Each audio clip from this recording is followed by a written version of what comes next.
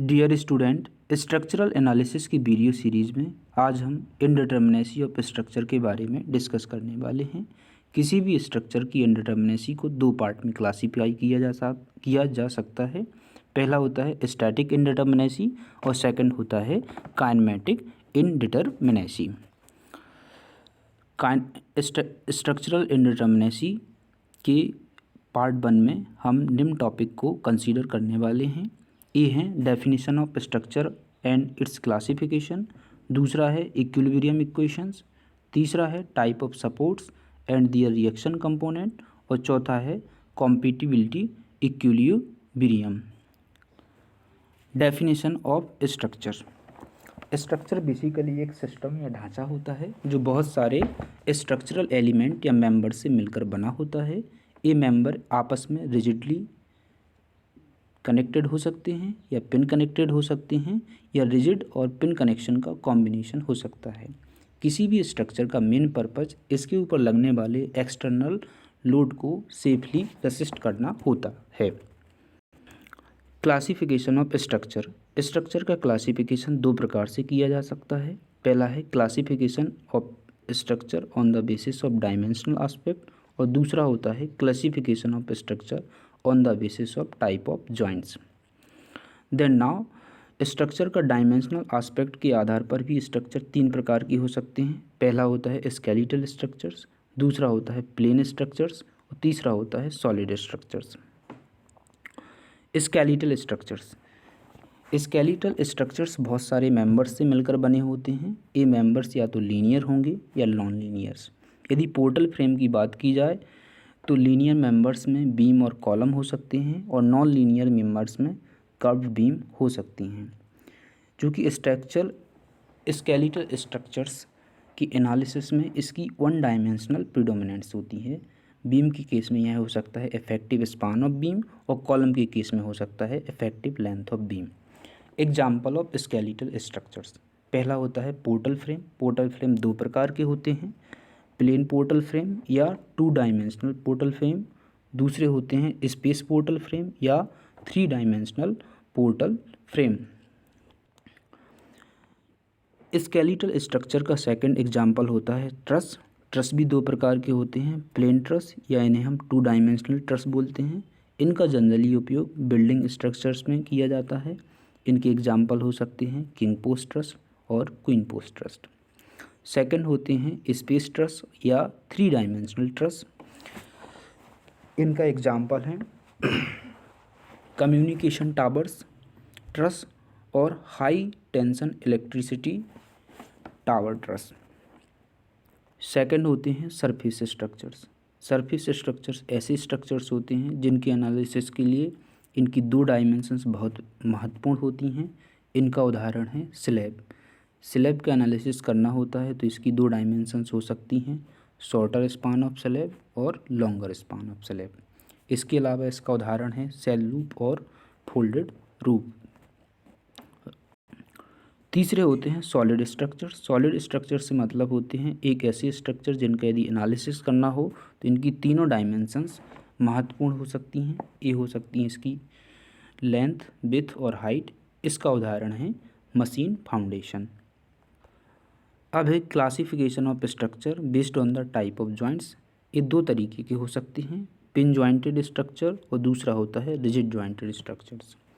Pin jointed structure में generally truss आते हैं। ट्रस भी दो प्रकार के हो सकते हैं, प्लेन ट्रस और दूसरा स्पेस ट्रस।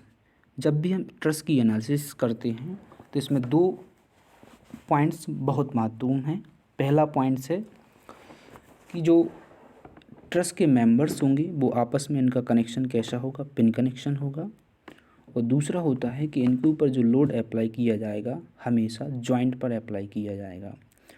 जॉइंट पर अप्लाई करने से इस ट्रस के किसी भी मेंबर में किसी भी प्रकार का बेंडिंग मूवमेंट जनरेट नहीं होगा और ये मेंबर्स में या तो एक्सियल कॉम्प्रेसिव फोर्स जनरेट होगा या axial tensile force.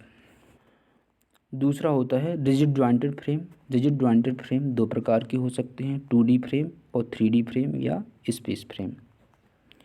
Equilibrium equations. Equations with deals with balancing force are known as equilibrium equations. Equilibrium equations दो तरीके से इनकी स्टडी की जा सकती है। पहला होता है equilibrium equations for plane frames. इनकी संख्या 3 हो सकती है, sigma H equal to 0, sigma V equal to 0 और सिग्मा एम इक्वल टू 0। दूसरा होता है equilibrium equations for space frame. इनकी संख्या 6 होती है। ये हो सकती हैं sigma F X equal to 0, sigma F Y equal to 0, sigma F Z equal to 0, sigma M X equal to 0, sigma M Y equal to 0 और sigma M Z equal to 0। Equilibrium equations of joints. पहला होता है pin jointed of plane truss. इस case में equilibrium equations 2 होती हैं, sigma F X equal to 0, sigma F Y equal to 0। चूँकि हमें पता है पिन जॉइंट की सबसे बड़ी खासियत यह होती है यह हॉरिजॉन्टल डायरेक्शन में और वर्टिकल डायरेक्शन में किसी भी प्रकार का मूवमेंट अलाउ नहीं करता है, लेकिन यहाँ पर रोटेशन हो सकता है। तो इस वजह से चूँकि रोटेशन अलाउ है, इसलिए वहाँ पे कोई भी रोटेशन को रोकने के लिए बैलेंसिंग फोर्स नहीं होगा। इस वजह से पिन जॉइंटेड के केस में 2 ही इक्विलिब्रियम इक्वेशंस होती हैं, sigma F X equal to 0 और sigma F Y equal to 0, या सिग्मा एच इक्वल टू 0 और sigma V equal to 0। Equilibrium equation for pin joint of space truss. चूँकि space truss के case में तीन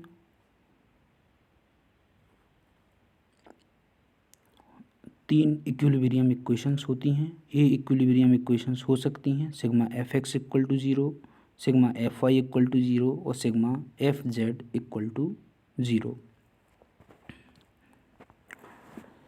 equilibrium equation for rigid joint in portal frame. तो plane frame के case में ये 3 होती हैं, sigma H equal to 0, sigma V equal to 0, sigma M equal to 0। अब होता है equilibrium equations for rigid joint in space frame. इस 6 नंबर हो सकती हैं, sigma F X equal to 0, sigma F Y equal to 0, sigma F Z equal to 0, sigma M X equal to 0, sigma M Y equal to 0 और sigma M Z equal to 0। And now different type of support और उनकी कितने reaction component होते हैं इसके बारे में हम डिस्कशन करेंगे। पहला होता है फ्री एंड। मान लीजिए कैंटिलीवर बीम है जिसका ए सपोर्ट क्या है, फिक्स है, और बी क्या है, फ्री है। अभी हम बी जॉइंट को कंसीडर कर रहे हैं या फ्री एंड को कंसीडर कर रहे हैं। तो आप ध्यान से देखिए, उस पर जब हमने एक लोड लगाया है तो इसमें या तो वर्टिकल डायरेक्शन में इस लोड के कारण डेफ्लेक्शन आ सकता है, हॉरिजॉन्टल डायरेक्शन में लोड के कारण डेफ्लेक्शन आ सकता है, साथ ही यहाँ पे एक रोटेशन या स्लोप आ सकता है। लेकिन हॉरिजॉन्टल वर्टिकल डायरेक्शन में होने वाले डेफ्लेक्शन और रोटेशन को रोकने के लिए यहाँ पे किसी भी प्रकार की रिएक्शन नहीं है, वो फ्री है तीनों डायरेक्शन में मूव करने के लिए। इस कारण फ्री एंड पे नंबर ऑफ रिएक्शन कंपोनेंट क्या होगा, 0 होगा। सेकंड केस है roller. Roller basically free and का एडवांस फॉर्म है। अब इस रोलर को ध्यान से देखिए, रोलर पे 2 मूवमेंट हो सकते हैं। पहला हो सकता है हॉरिजॉन्टल ट्रांसलेशन और दूसरा हो सकता है रोटेशन। लेकिन वर्टिकल डायरेक्शन में किसी भी प्रकार का मूवमेंट यहाँ पे पॉसिबल नहीं है, क्योंकि रोलर के कारण यहाँ पे वर्टिकल डायरेक्शन में क्या हो रही है, रिएक्शन डेवलप हो रही है। तो रोलर के केस में नंबर ऑफ रिएक्शन कितना होगा, 1, जो कहलाएगी वर्टिकल रिएक्शन। लेकिन जनरली जो वर्टिकल रिएक्शन बोलने से सबसे अच्छा होता है कि जो रोलर में जो सपोर्ट रिएक्शन डेवलप होती है वो हमेशा प्लेन टू द रोलर होती है। मतलब रोलर का जो प्लेन है उसके 90 डिग्री पे जनरेट होती है। इस केस में एक ऐसा था, हॉरिजॉन्टल रोलर था, इस वजह से वहाँ पर रिएक्शन कैसी थी, वर्टिकल। लेकिन यहाँ पे क्या है, इंक्लाइन रोलर है, तो इस केस में जो सपोर्ट रिएक्शन आएगी वो रोलर प्लेन के परपेंडिकुलर डायरेक्शन में होगी। तीसरा सपोर्ट होता है हिंज। यह रोलर का एडवांस फॉर्म है। हिंज की सबसे बड़ी खासियत यह होती है, ना तो यह हॉरिजॉन्टल डायरेक्शन में किसी भी प्रकार का मूवमेंट अलाउ करता है, ना ही वर्टिकल डायरेक्शन में, लेकिन यहाँ पे रोटेशन अलाउ रहता है। इस वजह से हिंज पर 2 रिएक्शन कंपोनेंट हो सकते हैं, एक हॉरिजॉन्टल रिएक्शन और दूसरी कौन सी हो सकती है हिंज पे, वर्टिकल रिएक्शंस। चौथा होता है फिक्स्ड एंड या फिक्स्ड सपोर्ट। फिक्स सपोर्ट किसका होता है? हिंज सपोर्ट का एडवांस फॉर्म है। क्योंकि हिंज में क्या था, हॉरिजॉन्टल रिएक्शन जनरेट हो रही थी, वर्टिकल रिएक्शन जनरेट हो रही थी, लेकिन वहाँ पे रोटेशन या थीटा स्लोप अलाउ था। लेकिन फिक्स के केस में 3 रिएक्शन होती हैं, हॉरिजॉन्टल रिएक्शन, वर्टिकल रिएक्शन और मोमेंट रिएक्शन। तो ये total number of reaction in case of fixed end equal to होता है 3। एंड देन नेक्स्ट है शियर हिंज सपोर्ट। यह बेसिकली रोलर सपोर्ट का एडवांस फॉर्म है। रोलर में केवल एक ही रिएक्शन होती थी, जो क्या होती थी, reaction perpendicular to the roller plane. लेकिन जो शियर हिंज सपोर्ट या इसको अपन गाइडेड रोलर भी बोलते हैं, इस केस में 2 रिएक्शन हो सकती हैं, एक वर्टिकल रिएक्शन RV और एक मूवमेंट रिएक्शन। मतलब इसमें रोटेशन को अपन अलाउ नहीं करते हैं गाइडेड रोलर के केस में, लेकिन इसमें हॉरिजॉन्टल डायरेक्शन में क्या हो सकता है, मूवमेंट हो सकता है। इसलिए हॉरिजॉन्टल शियर हिंज सपोर्ट में 2 रिएक्शन होती हैं, एक वर्टिकल रिएक्शन और दूसरा मूवमेंट रिएक्शन। देन नेक्स्ट है अपना वर्टिकल शियर हिंज सपोर्ट। इसमें आप ध्यान से देखिए तो इसमें हॉरिजॉन्टल डायरेक्शन में एक रिएक्शन आएगी और मोमेंट रिएक्शन आएगी। लेकिन ये रोलर है, चूँकि गाइडेड रोलर है वर्टिकल प्लेन में, तो यह वर्टिकल प्लेन में मूवमेंट्स के लिए फ्री है। मतलब वर्टिकल डायरेक्शन में किसी भी प्रकार की रिएक्शन डेवलप नहीं होगी।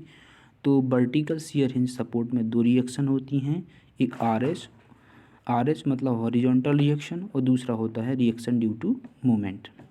ठीक है।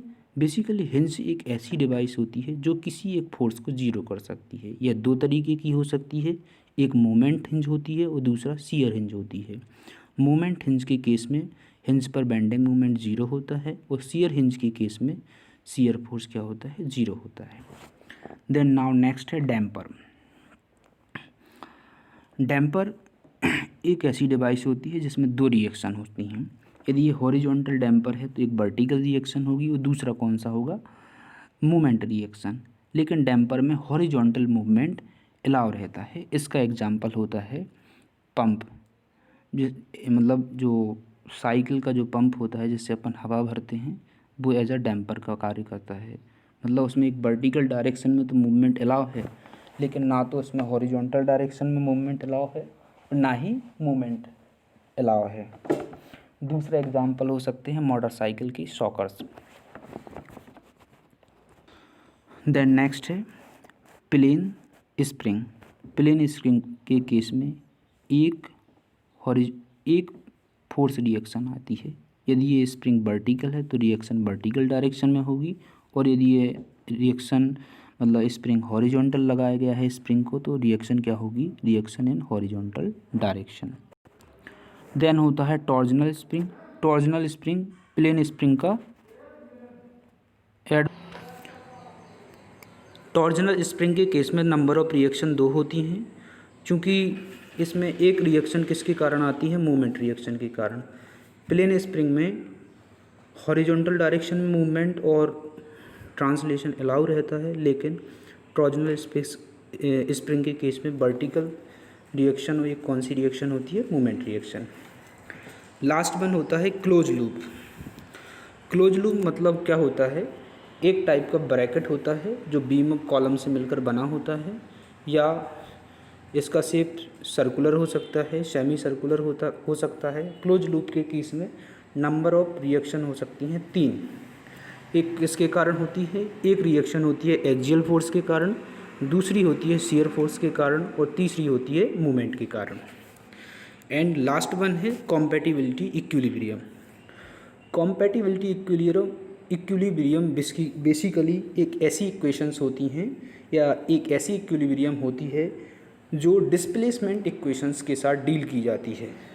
डिस्प्लेसमेंट का मतलब होता है कि स्ट्रक्चर में होने वाला डेफ्लेक्शन और रोटेशन या स्लोप, मतलब ऐसी इक्वेशंस जो डेफ्लेक्शन और स्लोप से रिलेटेड हो, जहाँ पर हमें ये पता हो कि इस पार्टिकुलर पॉइंट पर स्लोप या डेफ्लेक्शन की वैल्यू 0 है, तो वहाँ पे कॉम्पैटिबिलिटी इक्वेशंस जनरेट होती हैं। Basically number of compatibility equations बराबर होता है number of reaction at support. For example, यदि टाइप ऑफ सपोर्ट क्या है, फ्री एंड है, तो यहाँ पे हम जानते हैं फ्री एंड पे किसी भी प्रकार की रिएक्शन नहीं होती है। इसलिए यहाँ पे कॉम्पैटिबिलिटी इक्वेशंस क्या होंगी, 0 होंगी। दूसरा होता है रोलर सपोर्ट। रोलर सपोर्ट की हमें एक बाउंड्री कंडीशन पता है कि यहाँ पर डेल्टा वी यानी डिफ्लेक्शन इन वर्टिकल डायरेक्शन क्या होता है, 0 होता है, इसलिए यहाँ पे कॉम्पैटिबिलिटी इक्वेशंस क्या होगी, 1। हिंज के केस में हमें दो बाउंड्री कंडीशन पता है कि डेल्टा वी इक्वल टू 0 है और डेल्टा एच इक्वल टू 0 है, इसलिए हिंज सपोर्ट के केस में दो कॉम्पैटिबिलिटी इक्वेशंस होती हैं। और चौथा होता है फिक्स सपोर्ट, क्योंकि यहाँ पे एक हॉरिजॉन्टल डेफ्लेक्शन, एक वर्टिकल डेफ्लेक्शन और थीटा यानी स्लोप 0 होता है, इस वजह से फिक्स सपोर्ट पर कॉम्पैटिबिलिटी इक्वेशंस 3 होती हैं। Thank you so much. यदि आपको ये इन्फॉर्मेशन या डाटा सही लगता है और आपके लिए यूज़फुल है तो कृपया मेरे चैनल को लाइक, शेयर और सब्सक्राइब कीजिए। धन्यवाद।